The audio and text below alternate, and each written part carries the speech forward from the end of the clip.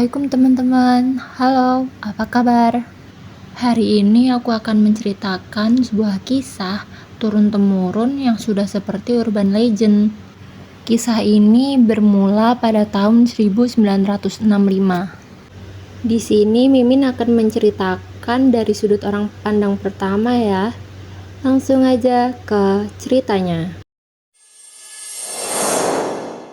Suasana asri nampak terlihat di Gadung Sari. Sawah yang membentang dan bukit-bukit yang tak terlalu tinggi menjadi pemandangan sehari-hari. Pagi pun selalu disambut suara burung perenjak dan pleci yang mengisi desa ini. Sungguh damai. "Lik, Likirno," teriak Pardi kepadaku yang masih sibuk mencari rumput di pematang sawah. Yang artinya, "Ada apa, Par?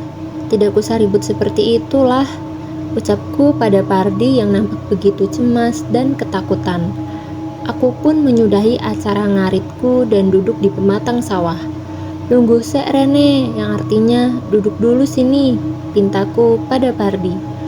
Pardi pun berjalan mendekat dan duduk di sampingku. "Nah, saiki ngomong ono opo? Nah, sekarang bilang aja, ada apa?" ucapku sambil mengungkal sabit.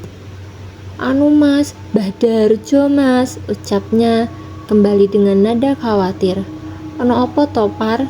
Nek ngomong ki yo mbok yo tulung sing jelas ngono loh. Ada apa sih Par? Kalau bicara ya tolong yang jelas gitu loh." Kembali aku meminta Pardi untuk berbicara dengan tenang dan jelas.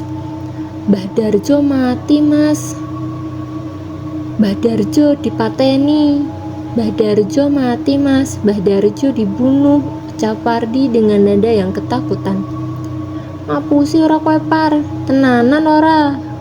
Bohong tidak kamu Par?" "Sungguhan tidak," tanyaku karena kaget akan ucapan Pardi. Dengan segera Pardi mengajakku untuk melihat sendiri keadaan Mbah Darjo. Aku membonceng sepeda Pardi dengan segera dikayuh olehnya dengan sekuat tenaga. Hampir memasuki area desa, sudah banyak orang yang berkerumun dan terdengar suara teriakan yang lantang. Suara adu mulut antara beberapa orang. Aku meminta Pardi untuk mengayuh sepedanya lebih cepat menuju kerumunan orang itu. Ketika aku turun dan menyelinap dari kerumunan itu, beberapa orang masih saja bertengkar dan beradu pendapat. Tapi apa yang dilakukan dua aparat itu hanya menonton, seolah ini seperti hiburan topeng monyet bagi mereka. Mbah Darjo merangkak lemah melihat orang-orang sibuk bertengkar. Mbah Darjo berdiri lalu berlari dengan tubuh yang sudah compang-camping. "Woi PKI, berhenti kamu. Ayo bunuh saja," suara orang-orang bergema dengan amarah. Semua orang nampak naik pitam. Mereka berbondong-bondong berjalan mengejar Mbah Darjo. Ada juga yang berlari karena sudah terlanjur sangat emosi. "Bunuh, bunuh, bunuh!" Suara itu terdengar serempak dari orang yang berbondong-bondong itu. Aku tak mengerti akan jalan pikiran mereka. Aku hanya bisa mengikuti mereka dari belakang. Aku tak bisa berbuat apa-apa, hanya bisa melihat dan membisu akan peristiwa tak manusiawi yang dilakukan warga desa pada Mbah Darjo. Mbah Darjo dikejar-kejar. Langkahnya begitu lemah. Ia dilempari batu, bahkan sampai terjatuh karena terkena kepalanya. Tapi Mbah Darjo kembali bangkit, berniat melarikan diri dari warga desa. Langkahnya tertatih-tatih. Aku tak kuasa melihatnya. Aku ingin menolongnya, tapi tak bisa. Mbah Darjo masih berlari. Langkahnya kelimpungan mencari jalan untuk melarikan diri. Tapi naas bagi Mbah Darjo, karena suara gelang kakinya, ia bersembunyi pun ketahuan juga. Mbah Darjo ditangkap, tubuhnya dirantai, lalu diguyur minyak tanah. Tak selesai di situ, salah satu warga desa mengambil obor, lalu dilempar ke Mbah Darjo. Api menyulut tubuh Mbah Darjo, melahap tubuhnya perlahan demi perlahan. Teriakan sesak dan lemah Mbah Darjo terdengar sangat mengerikan. Tapi tak ada semak sekali iba. Malah Mati kamu komunis, pakai tai anjing, mampuslah.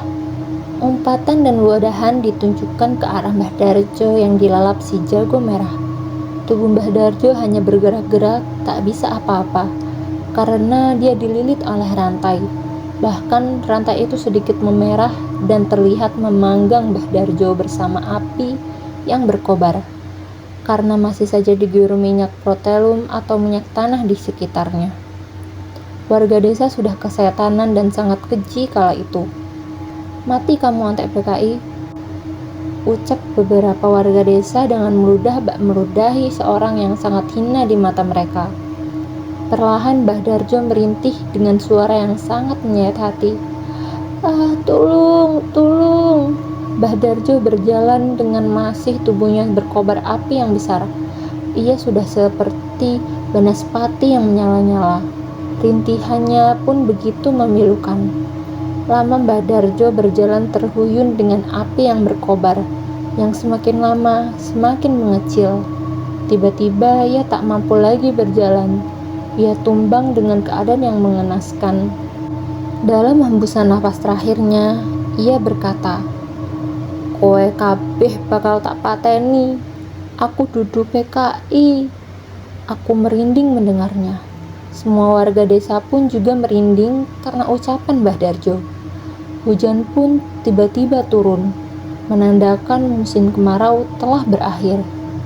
Kulihat banyak di antara kerumunan warga desa mulai meninggalkan tempat ini.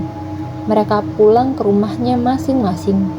Hanya tinggal beberapa orang saja, termasuk aku yang masih memandangi jasad Mbah Darjo. Kulihat jasad Mbah Darjo begitu mengenaskan. Kepulan asap keluar dari tubuhnya yang sudah menghitam karena bekas terpanggang kobaran api. Suara hujan dan suasana di lahan pring semampir membuat ngilu.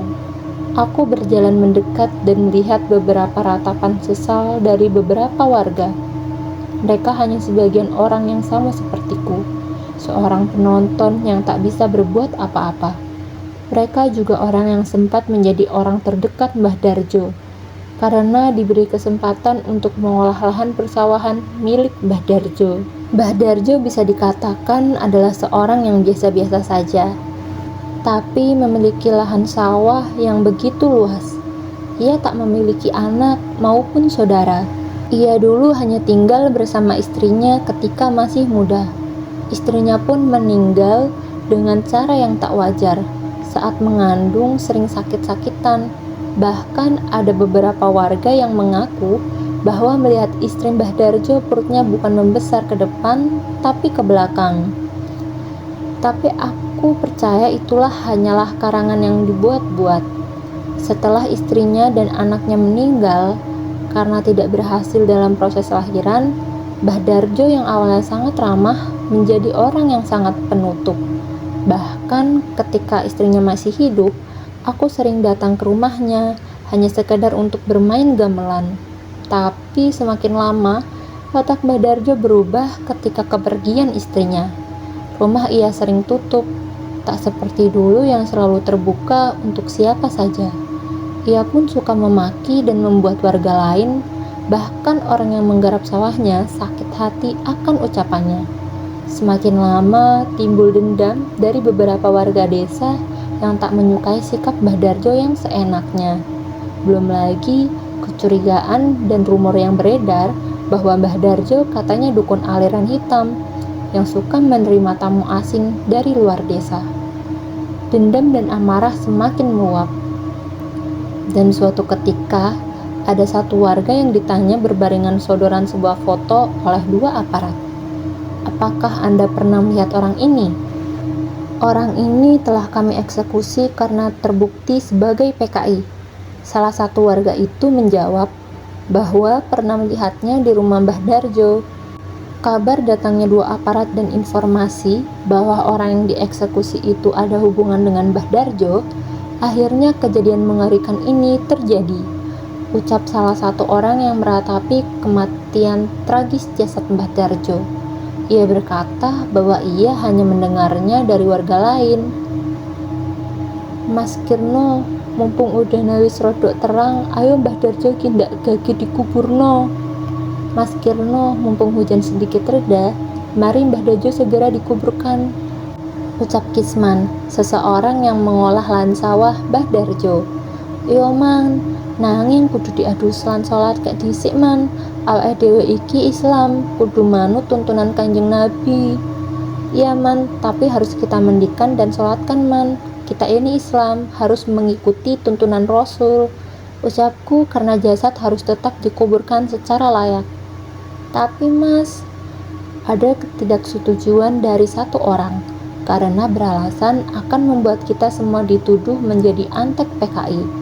Tapi tetap aku tenangkan mereka, dan aku berkata bahwa wes kewajiban wong muslim iku tulung tinulung, sudah kewajiban orang muslim itu tolong menolong, ucapku, dan langsung dianggukan mereka. Aku meminta beberapa orang untuk membawa cangkul dan lembaran kayu seadanya, sementara aku mencari kain putih untuk kafan. Kami pun berpencar dan dalam beberapa saat kembali lagi ke tempat yang sudah dijanjikan. Gerimis mengguyur dengan mendungnya yang seperti malam. Aku gotong jasad Mbah Darjo dibantu yang lain untuk segera dibawa ke pemakaman. Selang beberapa menit sampailah kami di dekat pemakaman. Karena tak ada pilihan lain, aku memandikan jasad Mbah Darjo dengan air hujan. Aku yang awalnya hendak melepaskan rantai yang mengikat Mbah Darjo, tapi seolah rantai itu sangat melekat di tubuh Mbah Darjo. Iki piye ki, rantainya ora gelem ucul. Ini gimana nih, rantainya tidak mau lepas. Ucapku bingung karena rantai yang melilit Mbah Darjo sudah masuk ke dalam daging di tubuhnya. Yang lain pun mencoba melepaskan, tapi juga tak bisa. Jasad Mbah Darjo menghitam dan terlilit ke rantai. Wujud yang sangat mengerikan dan mengenaskan. Sungguh jasad paling membuatku takut yang baru kali ini kulihat sepanjang hidupku. Ya wis, nek ora iso diuculi langsung dikafani wae. Ya sudah, kalau tidak bisa dilepas langsung dikafani aja, ucapku, dan langsung mengafaninya. Ora cukup ki kainnya, aku tak njupuk mori maneh nang omah dhisik. Awakmu kabeh sebagian mulih dhisik njupuk apa wae sing bakal kanggo ngubur Mbah Darjo yo. Ini tidak cukup kayaknya, aku mau ngambil kain kafan lagi di rumah. Kalian semua sebagian pulang dulu, ngambil aja yang akan berguna untuk mengubur Mbah Darjo, saranku, dan meminta 1-2 orang untuk menjaga Mbah Darjo. Aku pun melangkah pulang. Ketika aku sampai di rumah, ada satu hal yang aneh yang kurasakan saat mengambil kain kafan, seperti ada yang mengawasiku dari halaman sebelah. Tapi itu kan gudang milik Mbah Darjo. Aku pun kembali menuju area pemakaman membawa kain mori atau kafan. Aku berjalan mendekat menuju pintu makam tepat di tubuh Mbah Darjo diletakkan. Wis kumpul kabeh ki, sudah kumpul semua nih, tanyaku. Ternyata aku lihat mereka belum kumpul semua, karena masih ada beberapa yang mencari daun pisang. Aku pun berjalan mendekat. Kuletakkan kain kafan di sebelah jasad Mbah Darjo.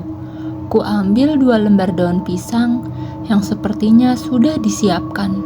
Setelah itu kulebarkan daun pisang. Ku taruh kain kafan di atasnya. Baru kuletakkan jasad Mbah Darjo di atas kain kafan. Guyuran air membuat semuanya basah. Bahkan karena itu, kain kafan yang putih jadi kotor karena percikan air yang menabrak tanah merah. Aku mulai membungkus jasad Mbah Darjo meski diguyur oleh hujan dan diterpa angin dingin. Petir tak henti-hentinya menyambar dan sesekali kulihat mereka yang sedang menggali kubur menjadi ketakutan. Dudeke medeni, aku rawani, yang artinya petirnya menakutkan, aku gak berani, ucap salah satu orang yang menggali kubur. Aku mengamati mereka, mesti aku juga sibuk menali pocong jasad Mbah Darjo. Sampai suara petir begitu dahsyat menggetarkan gendang telinga kami. Gak apa-apa, pokoknya lanjut wae, Gusti Pangeran bakal maringi perlindungan. Gak apa-apa, pokoknya lanjut aja. Tuhan akan memberikan perlindungan, ucapku agar mereka tak gentar. Duh Gusti, cobaan opo neh sing menjenengan badhe paringi. Ya Tuhan, cobaan apa lagi yang Engkau ingin berikan, ucapku dalam hati, sambil memandangi hujan sore ini. Semakin lama, yang tadinya gerimis berubah menjadi hujan lebat. Lalu kini sudah bukan hujan lagi, melainkan badai yang membawa angin kencang dan petir yang terus saja menyambar. Alam sangat berbeda sore ini, seakan tak mengizinkan kami menguburkan jasad Mbah Darjo. Pokoknya kudu lanjut, ojo leren, awake dhewe kudu nguburke Mbah Darjo sadurunge srengenge angslup. Pokoknya harus lanjut, jangan berhenti. Kita harus menguburkan Mbah Darjo sebelum matahari tenggelam. Teriakku yang masih sibuk merapikan tali pocong dan kain kafan Mbah Darjo. Mereka yang menggali kubur tetap memacul tanah sambil sesekali menguras air, karena air masuk ke liang kubur begitu deras. Selesai aku merapikan tali pocong dan kafan, aku sedikit melihat rembesan darah yang keluar dari pocong Mbah Darjo. Kemudian Pardi tiba-tiba bertanya kepadaku, "Rantaine ora bisa diuculi tolik? Iku ketok banget rantaine. Rantainya tidak bisa dilepas ya, Lik? Itu kelihatan sekali rantainya," bisik Pardi padaku sambil menunjukkan tonjolan rantai dan tepat rembesan darah di sana. Aku memang sudah melihat keanehan sedari tadi, tapi aku mencoba diam agar tidak menimbulkan ketakutan kepada yang lain. Kulihat orang-orang yang menggali belum selesai. Aku harus mencari orang yang mencari daun pisang dulu sepertinya. Sing golek godhong gedang neng ndi? Yang mencari daun pisang gimana? Tanyaku pada beberapa orang yang sedang berteduh di bawah pohon rindang. Tiba-tiba belum mereka menjawab, datang beberapa orang yang memikul beberapa daun pisang yang cukup lebar. Daun pisang diletakkan di dekat pocong Mbah Darjo. Aku pun merapikan dan menata daun pisang itu. Terlihat ada juga yang membawa papan kayu dan berjalan menuju liang kubur. Nampaknya di liang kubur masih sibuk menggali. Aku putuskan untuk bersama-sama dengan beberapa orang yang ada untuk melaksanakan sholat jenazah segera. Ayo saiki wancine awake dhewe nyolatke Mbah Darjo dhisik. Yang artinya, ayo sekarang waktunya kita sholatkan Mbah Darjo dulu, ucapku. Mereka mengangguk. Aku pun memosisikan diri untuk menjadi imam dan beberapa orang menjadi makmum. Takbir aku ucapkan menandakan sholat sudah dimulai. Aku membaca niat, kemudian dilanjutkan surat Al-Fatihah. Setelah itu takbir kembali dan membaca sholawat. Tapi ada yang aneh. Ketika takbir dan aku membacanya, samar aku mendengar suara rintihan, dan ketika aku sejenak berhenti dari bacaanku, suara itu yang tadinya samar kini semakin jelas. Aku yang melihat sedikit ke bawah akhirnya mencoba melihat jauh ke depanku, dan aku langsung tak berani melihat ke arah orang-orang yang menggali kubur, karena ada sesuatu yang berdiri di dekat mereka. Aku takbir kembali. Aku lanjutkan doa meski masih terpikirkan tadi itu apa yang aku lihat berdiri di dekat liang kubur. Sholat jenazah pun selesai, lalu kuucapkan salam. Ketika selesai salam, aku melihat ke jasad Mbah Darjo yang sudah terpocong. Kain kafannya sudah berwarna hitam, bukan hanya hitam, tapi ada beberapa bercak berwarna merah. Aku mencoba menyentuhnya. Aku cium bercak merah ini, bau amis. Aku bisa pastikan ini adalah bau darah.